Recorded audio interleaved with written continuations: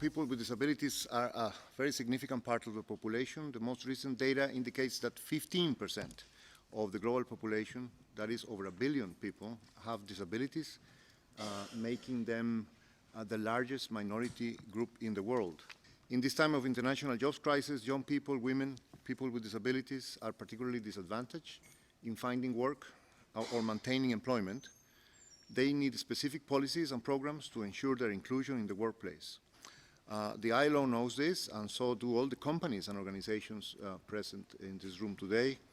They have joined together in a body called the ILO Global Business and Disability Network to share their knowledge and experiences and learn from each other.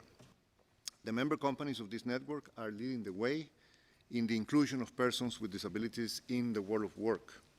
And they are setting not just a good practice, but I would say an admirable example. People with disabilities, and especially women and youth with disability, face multiple barriers to decent work. The employment sector therefore instituted the Disability Inclusion Initiative some 3 years ago to encourage inclusion of disabled persons and the disability perspective in the work of the Office in Employment Promotion. In spite of barriers, many people with disabilities have found their way to employment, sometimes with the proactive assistance of businesses and employers' organizations.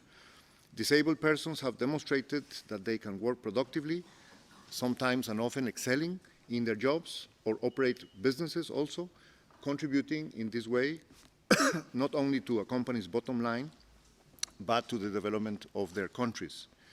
The key fundamental actions that we had to take with DEN were building and enabling infrastructure to support the disability people in our company, then founding the DEN by itself, provide training and development not only for the people with the disabilities, but also to the supervisors, because you have to break some of the paradigms that are there. We couldn't do everything by ourselves, so that's how it was mentioned before.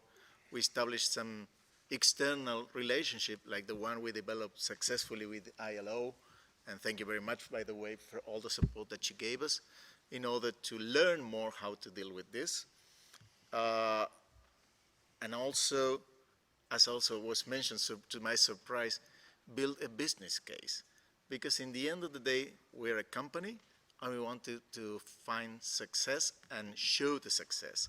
And I think that in the end of the day, if this is not a business, it's just a caritative action, and it's not. It's really a business case. And we found it out by building this network in our company. And we also want to broadcast this and make it broaden, because it's not only providing the job, but providing a real life.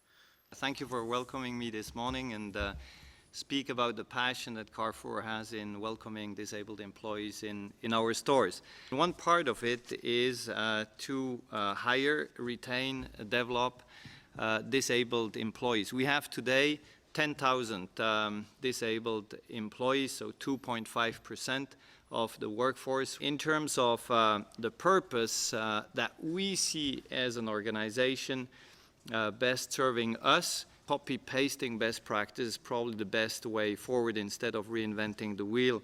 We also think that strengthening the work with employers' organizations is certainly one aspect that we can target. And finally, it is important to create links with associations, NGOs that look after disabled people in order to create additional links with organizations that are specifically targeting the employment of disabled colleagues. In the year 2000, that we put our hands up for us to promote employment opportunities for the disabled people. And I take this opportunity to thank the ILO very much for having given us this initiative and given us the encouragement and support, and it continues to support us in this endeavor.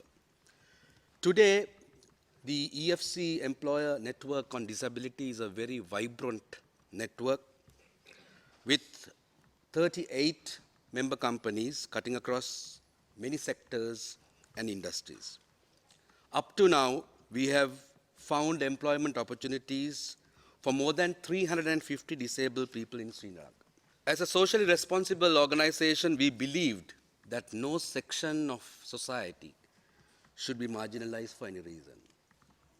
And we perceived this as an opportunity for business to show credibility. But as an employers organization, we said that we would have our own objectives in terms of promoting decent work. And one of the objectives that we identified was in relation to promoting equal opportunities in employment. So this fitted in beautifully with our work in relation to the network.